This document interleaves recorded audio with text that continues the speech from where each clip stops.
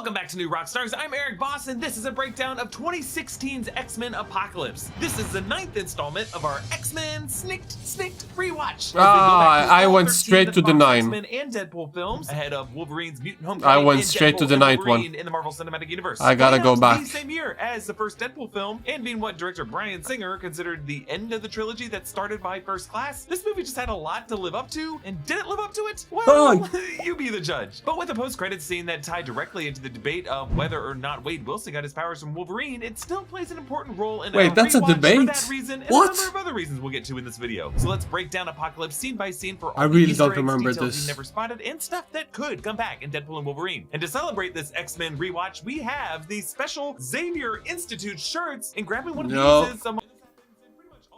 Wait, back. Okay, sorry. I can't skip. These shirts and check it out from the link in the description. Okay, in the opening seconds, the X and the Fox logo lingers again, and this happens in pretty much all the films that Bryan Singer was involved with. There's also that X-Men score again, playing at the end of the normal Fox music. But that's just the Fox. No, that's just because the X is a bit X-shapey.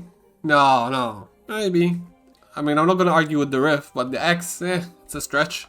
Now, the title of this film was originally going to be X-Men Age of Apocalypse, after the comic of the same name, but it was changed in order to avoid comparisons to Avengers Age of Ultron. That's so true. That's so true. Smart. To figure out that, hey, if these movies are just like 2 or 2.5 hours, they're not really ages of anything. The film opens like the previous ones did with Charles Xavier's narration, except now it's James McAvoy's Charles, not Patrick Stewart's. Both Mutants, great born with extraordinary Xaviers. abilities, and yet still they are He has such a great voice. stumbling in the dark. Charles sets up some of Apocalypse's backstory, saying that if a mutant is given powers beyond imagination, they may think they are meant to rule the world. Now, in the comics, In Sabah Nur, which Marvel Comics writers believe translated to the first one in Arabic, although the order of the words is wrong, so it really translates to something like 7 lights. Okay. In Sabah Nur was considered the first mutant on Earth, or one of them, and it's considered one of the most powerful beings in the Marvel Universe. He sees himself as the father of mutant kind, created by writer Louise Simonson and Good artist creation, Jackson Lewis. people. In Sabah Nur at one point encountered the Celestials and became aware of the fact that humanity might one day be judged unworthy and destroyed. Because of this, he became obsessed with the idea of survival of the fittest, and unlike Magneto, he applies this equally to humans and mutants. Weak mutants must also be destroyed. I respect, at least. He's not judgmental. He looks at everyone the same way. That's progressive.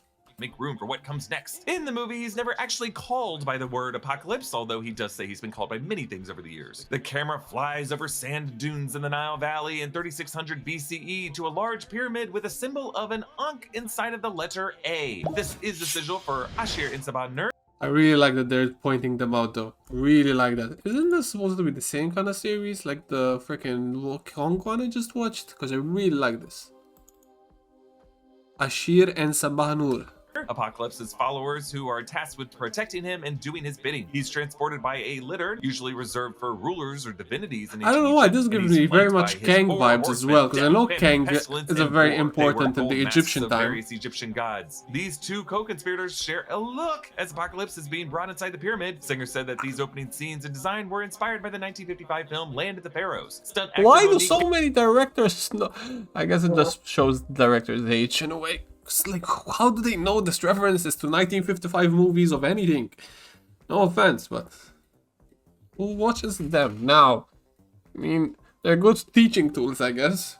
Anderton plays Death. She's done stunt work on a ton of action movies like Avengers Endgame and Infinity War after this, usually doubling for taller actresses. Old Apocalypse is played by Burge Garabedian, but they transfer his consciousness into the body of a mutant with the ability to heal, played by Oscar Isaac. Interesting how healing ability is just kind of an important ability, whether it's Wolverine or Deadpool or this guy. It's a great ability to have. To do this, I have to say, looks very similar to the Celestial tech as it's depicted in the MCU Eternals film. In the comics, the Celestials helped Apocalypse become even more powerful than he already was, and he had many powers, including telepathy and telekinesis, which he demonstrated at the end of his future past. He could also reshape his own body, his size, his density at will. Both of these powers are removed here, although we do get an homage to his ability to make himself big when he's inside Charles's mind. So he's very overpowered. He gets multiple abilities by moving from body to body. Singer clarified his powers by saying that he can, quote, imbue other mutants and heighten their powers and abilities beyond anything they ever imagined. Secondly, he can shield. So he's like a freaking steroid. Shield so that it makes it harder for a psychic like Xavier to tap in and get them and he can change the inorganic molecules of things. That's a lot. At one point during the comics run, The 12, Apocalypse did transfer his essence into the body of Nate Gray, a powerful mutant that Mr. Sinister created using the DNA of Cyclops and Jean Grey. So this transfer is successful, but a rogue faction of followers trap Apocalypse inside the collapsing pyramid. His horsemen do their best to protect him. At one point, Death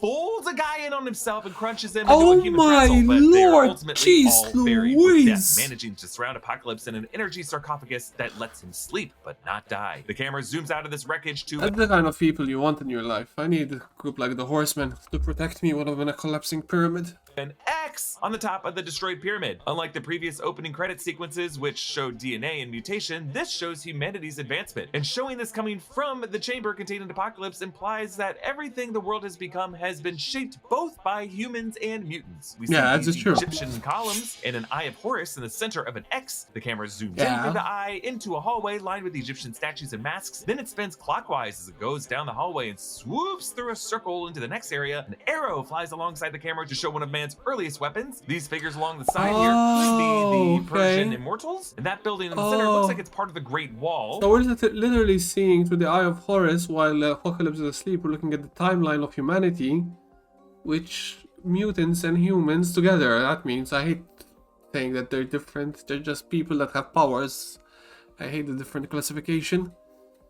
So, Then the arrows fly by some coins, showing some of the earliest forms of currency. Then we see a stone statue of Jesus carrying the cross to Calvary, and more advanced arrows fly by. The feathers now replaced by metal. There are images of Christian crosses in a church. On a wall is a painting of Henry VIII. So now we must be in the 16th century. This is Hans Holbein the Younger's painting The Ambassadors, which was painted around 1533. There's also the Mona Lisa, which was painted sometime between 1503 and 1519. The camera passes through the chamber of a revolver, so the weaponry is continuing to advance. Upgrade of weapons. Then we travel alongside a train, which gives way to airplanes. Transportation. These look like World War II era fighter planes. And now that we are in the 20th century, now the 20th Century Fox logo appears on screen. That's such a good timeline. That's not good. One of them destroying a swastika. There's the Soviet Union image of the hammer and sickle. Not good. $100 bills float around everywhere, and we head into the 1980s, the era of money and excess and Pedro Pascal memes. And then we see the Twin Towers still standing. The title flashes on screen, and then it zooms all the way out once again to show the X on the door leading to Cerebro. The iconic shot. In a high school in 1983 in Ohio, a class learns about the events that we saw in Days of Future Past at the 1973 Paris Peace Talks. Such a great movie. My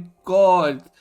The Younger X-Men. Some people didn't like those movies, but the casting, my God, was beautiful. And that first one, so good.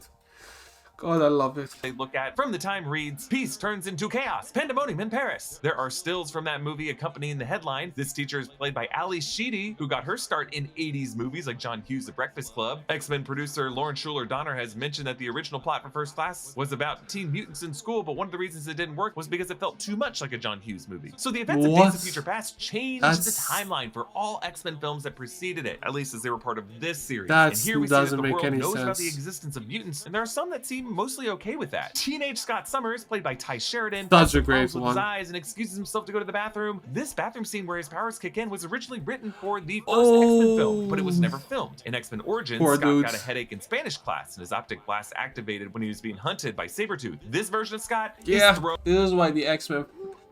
Oops, bad. Welcome back to Bad. There we go. This is why the X-Men fell to freaking pieces, because Fox really ruined them.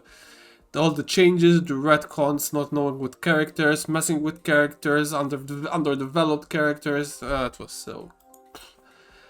I mean, Marvel freaking managed to fix the X-Men with one season of X-Men 97. That says a lot. I mean, that says a lot.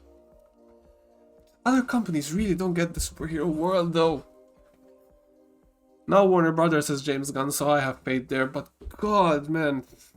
really not that difficult, but companies make it difficult.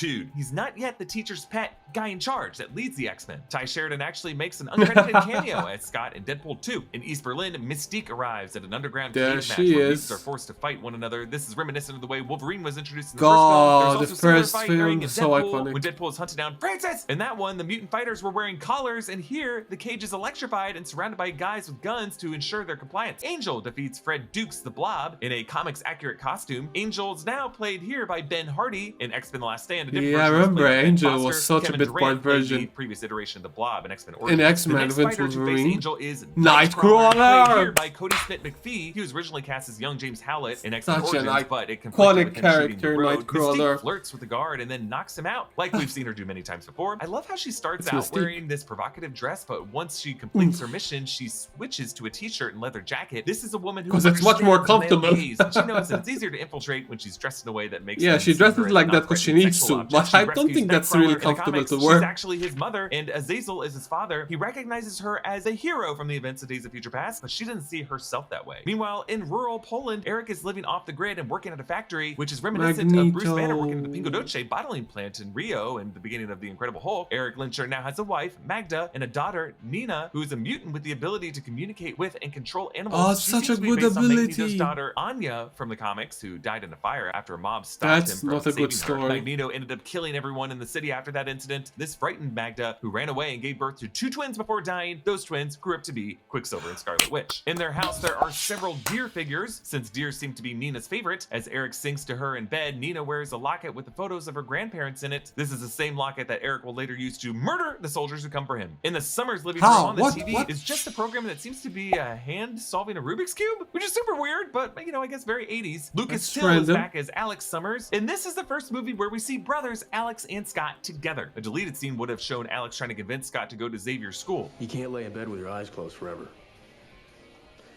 I know somebody who can help you control it. At the school, Scott literally bumps into Jean Grey, played here by Game of Oh, Thrones. that's Sophie such a Turner. good Charles freaking reads to his connection, class but from I had no idea freaking Cyclops had a brother. My god, my X-Men knowledge is not even knowledge, it's novice level. H. White's The Once a Future King. He was teaching about this book in X2, and Magneto was reading it in his Oh, it's class such in a great prison. In this class, callback. Yet another version of Jubilee, played by Lana Condor. This She time was around. barely 2 used, different though. actresses played her in the first and second films. Most of the other mutants in this class are unidentified extras. An extended version of the scene would have shown Jubilee discussing the novel. Even the title Once and Future King means the past defines the future. We're the sum total of all of our experiences. Another extended scene just after this one would have shown Jean using her powers while practicing archery, purposely aiming at a group of schoolmates and then curving the arrow so that it landed on the bullseye. As Charles That's shows okay, Scott that's swimming around the unnecessary grounds, he flex. doesn't use his usual X-spoked wheelchair, although But that this one comes does very have a much small X later. in the middle of the spokes. That comes Meanwhile, very in much Cairo, later, though. Moira McTaggart, Rose Byrne, looking very much like Laura Croft, follows some guys with Asher Insaba Nur sigils tattooed on their necks, and they Okay, raise Apocalypse Apocalypse. fans. This causes an earthquake around the world, and Eric uses his powers to Around save a the guy in his freaking factory world. from getting squashed. He really has changed. The fact that he's living among humans and saving them makes what happens in his life after this all the more tragic. This was instinctual for him, but the look on his face as soon as he does says that he knows his peaceful days are numbered. A deleted scene would have shown Apocalypse waking up in an alley, killing a man so that he could steal his robes and use it to blend in. In the comics, the actual age of Apocalypse is an alternate reality set in Earth 295. In this, Peter Parker Ooh. dies and never becomes Spider-Man. Namor, That's horrible. Clint, Thor, Carol Danvers, Frank Castle, Victor Von Doom, Susan Storm, and Ben Grimm also die. Gwen Stacy That's is horrible. alive in that reality. That's though. good. Oscar Isaac described wearing this Apocalypse costume as absolute hell. He said he I was could only encased in glue, imagine. latex, and a 40-pound suit, and had to wear a cooling My mechanism at all God, times. I could The only costume was imagine. also so squeaky and loud that he had to redub all of his lines, and he barely even got to see the other actors in the film because he had to be rolled into a cooling tent between takes. Then at the end That of the day, sounds horrible. No wonder RDJ told of the first Iron Man movie, green screen this shit. I'm not wearing any costumes.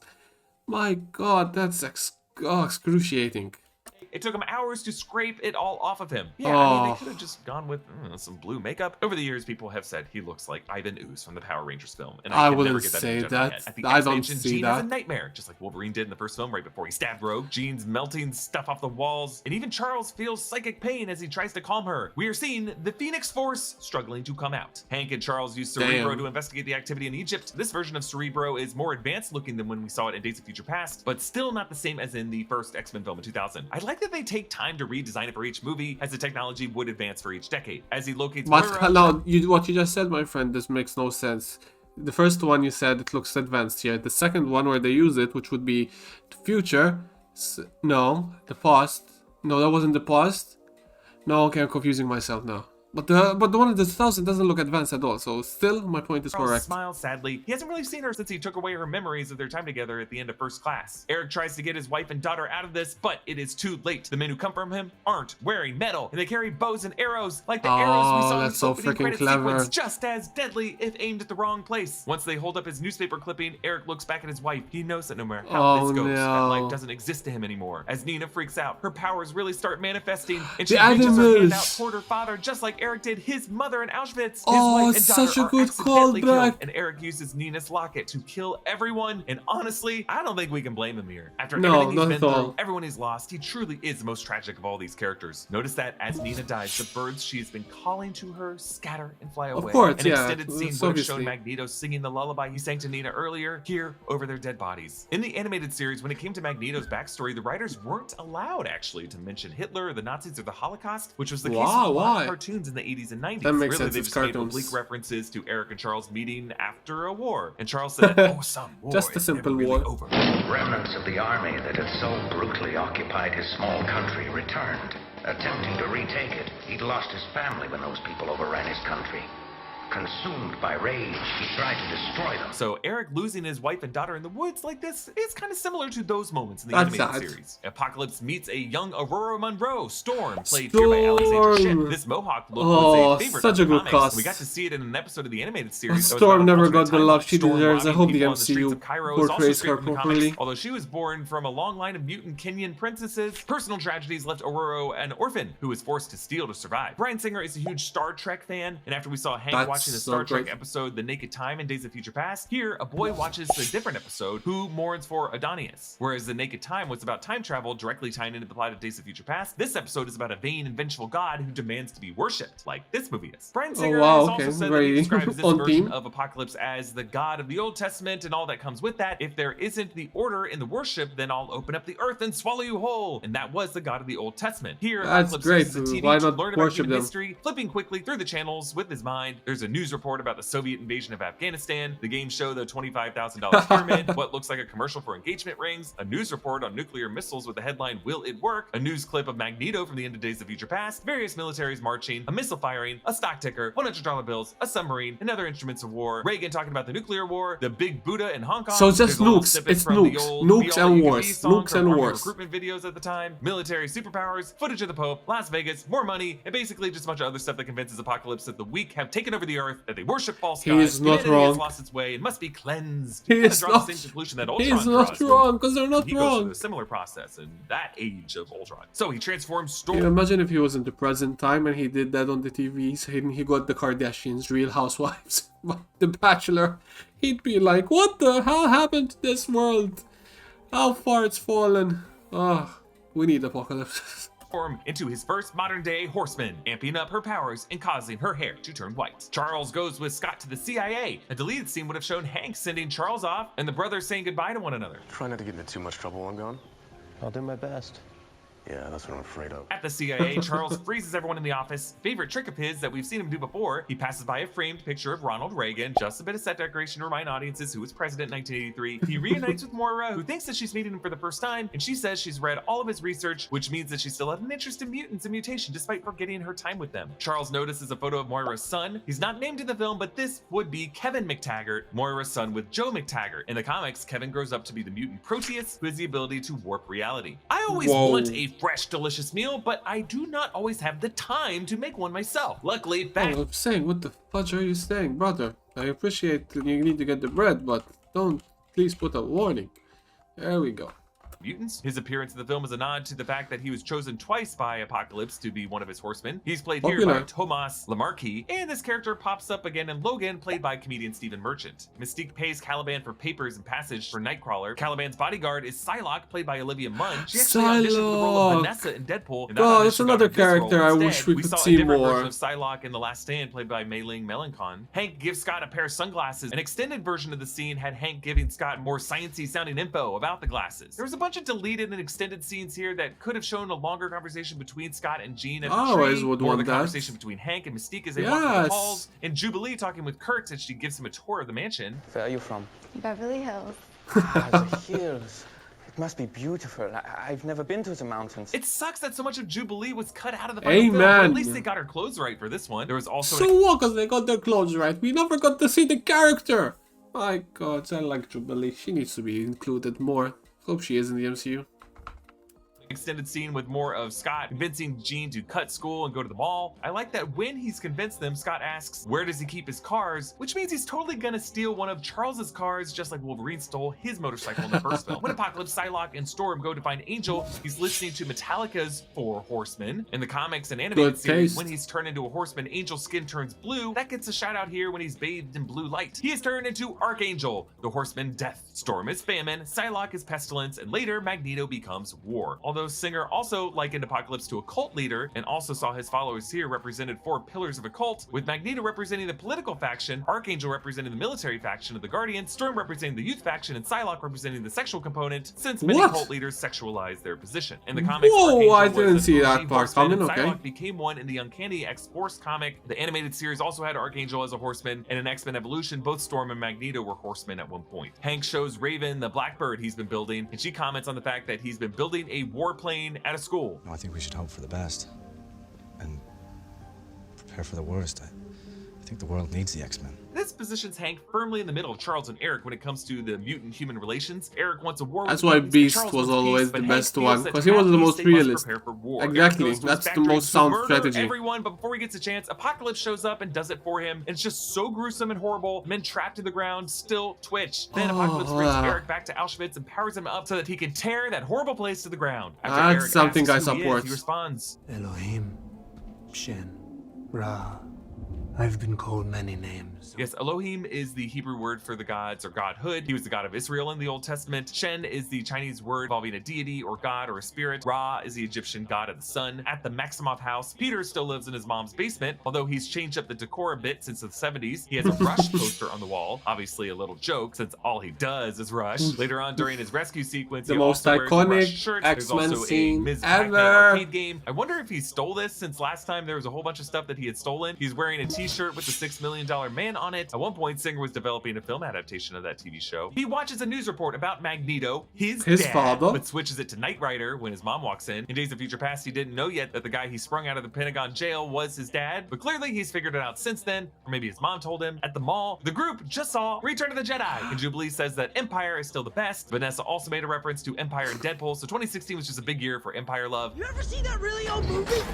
Empire Strikes Back? And Jean says this. Well, at least we can all agree the third one's always the worst. Yes, this is an obvious dig. Oh no, that was unnecessary. The ass since he considered Apocalypse to be the third of a trilogy with this movie. It was also the worst of those three films. Humor. The theater is also showing Up the Academy, which was a 1980 movie starring Robert Downey Sr. Movies coming soon are Romancing the Stone, which starred Michael Douglas, and Revenge of the Nerds. Jubilee wears a t-shirt that says so much nerd history over there. Nightcrawler wears a red leather jacket similar to the one Michael Jackson wore in the music video for Thriller. There was a lot more stuff at the mall that ended up getting cut, like them going to the arcade and Jubilee using her powers, which would have been cool because her accidentally wrecking an arcade game at the mall was in the pilot episode of the animated series. There was stuff with them drinking slush puppies at the food court and Nightcrawler getting brain freeze, and at a record store where Scott would have taken out a Dazzler album. There was also a scene of Nightcrawler breakdancing. Charles and Raven reunite and debate whether anything has really changed for mutants. Singer said that, quote, Charles is living in a kind of blissful world that often the rich do, and it's going well for him. Raven sees a darker world, a world that is not yet fixed. There was a cutscene right That's after why this we with need Moira Beast looking to at be the in the mansion middle. and saying that she swears she's been there before. There's another cutscene later when she's riding the jet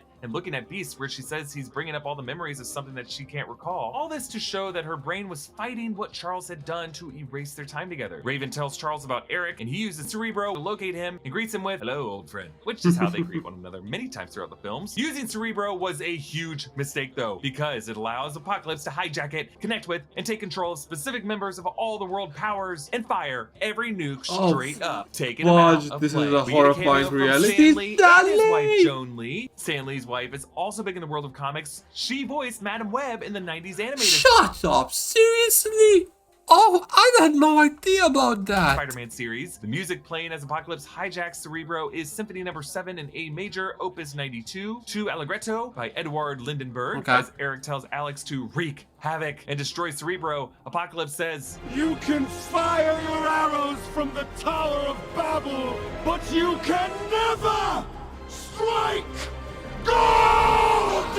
unique sound of Apocalypse's voice was created using a mixture of different sounds, and according to Bryan Singer, was designed that way because, quote, he's bearing the souls of many lives and many characters. He has contained within him many voices, all taken from various ranges and tones. Apocalypse goes to the mansion and kidnaps Charles, and Alex tries to blast him. He ends up dying, but everyone else... Who is Cyclops' brother? That's part I still don't know. Did he have the same powers like Scott then, shooting from his chest? God, I don't remember him at all. Zero. None.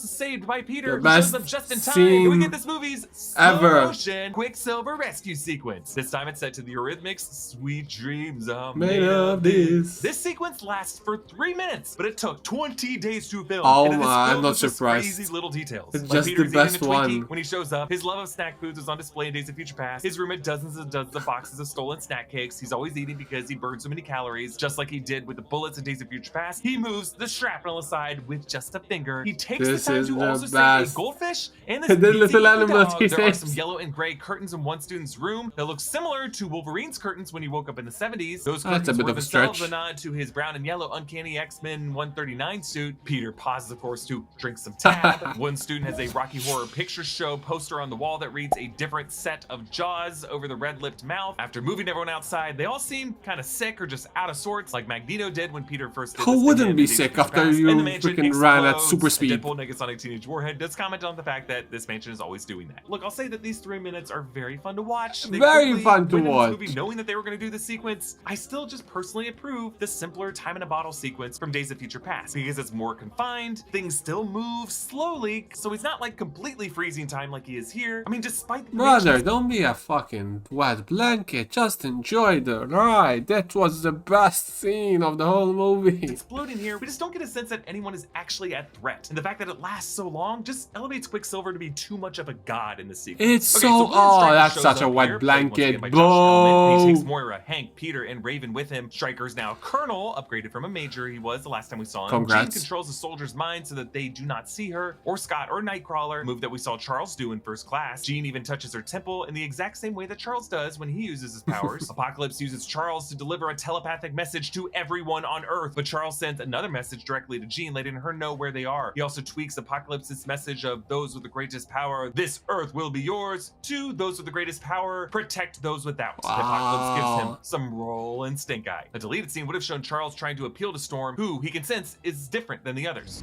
You're not a killer. You don't know me. Well, she isn't. You didn't grow up in a place She's of one of the superstition. best. Dark religion He's the do not OG. more sway than your degrees, Professor. At the facility where Stryker is keeping everyone, Jean unleashes a practically feral Wolverine, and he's in his Weapon X gear from the comics. This cameo, while awesome, does raise a few questions. First off, the last time we saw him, chronologically speaking, he was being raised from the Potomac by Mystique disguised as Stryker. So how did the real Stryker get a hold of him to perform the weapons plus procedure Don't on try him? to I'm assuming that's Don't try to understand the freaking Fox X-Men timeline at this point. It's so broken.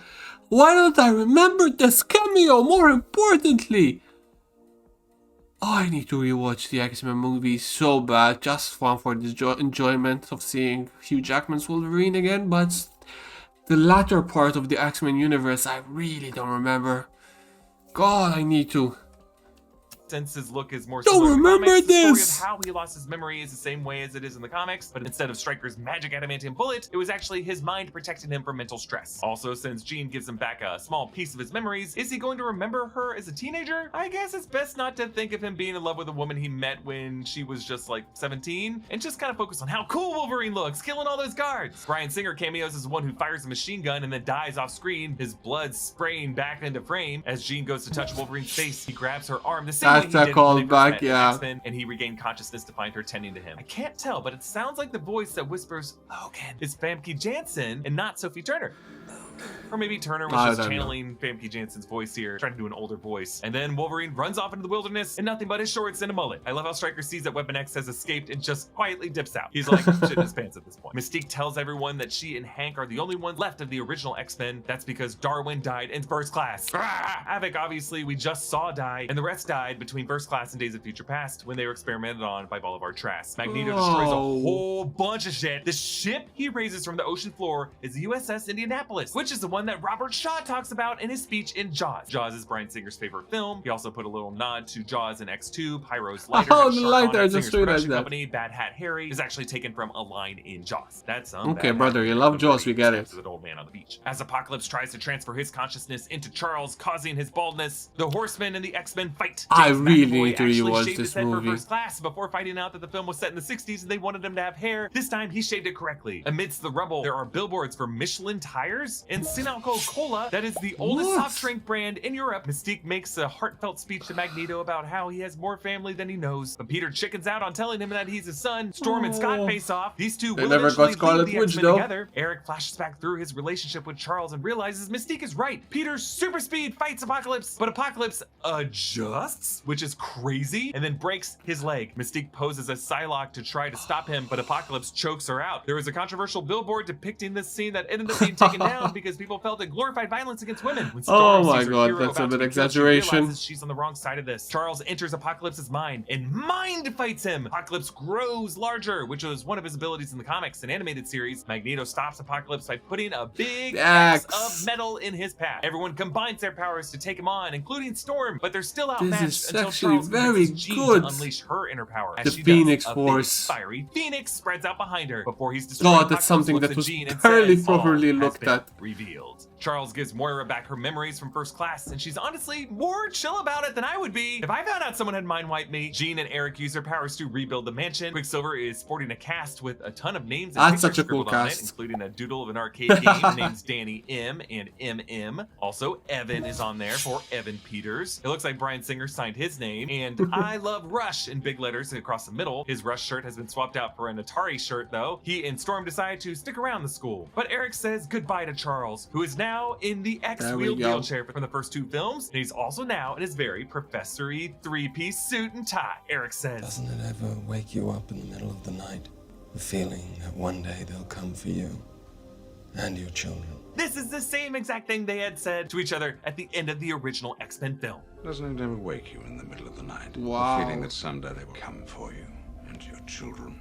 And Charles says to him, This is why the "Goodbye, X-Men are old so friend." fucking Again, another good. repeated phrase among these Can't two. wait for And the then MCU to Mystique get sets up them the group for some to training in develop the them. Danger Room. The white God, panel in the so center many of her great uniform is stories an to homage tell. to her white sleeveless dress look from the comics. Nightcrawler is also in his Origins comic accurate costume. And finally, Scott gets his blue and yellow costume and visor based on Jim Lee's 90s comic run. And all of them face off against some repurposed Sentinels. A deleted scene from earlier would have shown Hank giving Scott his visor. It's just one big visor. It is, yeah. You want me to wear it on my face? I just hope the other kids don't start calling me Cyclops. Other than the fact that it seems like Mystique is leading the group, I was really excited to see this particular lineup and these particular costumes at the end of the movie. I know a lot of people were down on X-Men Apocalypse, but this moment right here, along with the Wolverine scene, elements of the X-Mansion explosion scene, what Ty Sheridan and Sophie Turner were bringing to the roles, I honestly could get on board with it. But unfortunately, this movie will always just be overshadowed by the fact that this was just kind of the breaking point for Bryan Singer's relationship with the X-Men franchise. Everything was really starting to come out about Bryan Singer around this time, and specifically the studio just said enough is enough with the fact that Bryan Singer would just be missing for days at a time from the set. And even though the DGA almost never does this, I just really believe Simon Kinberg deserves a co-director credit for what he did for this movie. But then again, you could say, hey, he got enough of a reward for being allowed to direct Dark Phoenix, and we saw what he did with that. We're gonna talk about Dark Phoenix in the future. I'm not even convinced that that's entirely his fault. It's largely his fault, but not entirely. But we get this insane post-credit scene for X-Men Apocalypse, where a group of men are cleaning up the bullets left behind at Stryker's facility where Wolverine escaped, and they recover his x-rays in a blood sample and put it in a briefcase with one green sample and one yellow sample. And as the briefcase closes, we see the name Essex Corp, which is a reference to Nathaniel Essex, aka Mr. Sinister. His name was seen on Stryker's computer in X2, and he is a huge X-Men villain. He's a geneticist who became obsessed with manipulating DNA to create the most powerful and perfect mutant, and Mr. Sinister is rumored to be the primary antagonist of the X-Men 97 series on Disney+. Now, in the film Logan, it's revealed that Laura, X-23, was created using Wolverine's blood. And in Deadpool, many people believe that the serum used on Wade Wilson was derived from Wolverine's DNA. So there is just a lot of stuff that these shady suit guys might be doing with those files. Okay, so next week I will be breaking down 2017's Logan, which might be the finest film to come out of this entire franchise. Not So could be. What sort of blasphemy is that? That's the best movie that they did. That's the sad part, though. Seeing how good it could have been, how much spectacular it could have been. the greatness that could have come out of it in the future and what could have been so much better. But it's useless to focus on that. I still love the X-Men franchise that Fox did. It's useless to focus on the negatives. Focus on the greatness. Focus on the best parts, the little parts, the emotion, the good, the fun. Even the nostalgia now, to a certain extent. Because that's all it is now. Don't focus on what could have been. Focus on what was. Because it was awesome. It was great. And what X-Men franchise will be known for. It was great memories and moments. The MCU will make them perfect.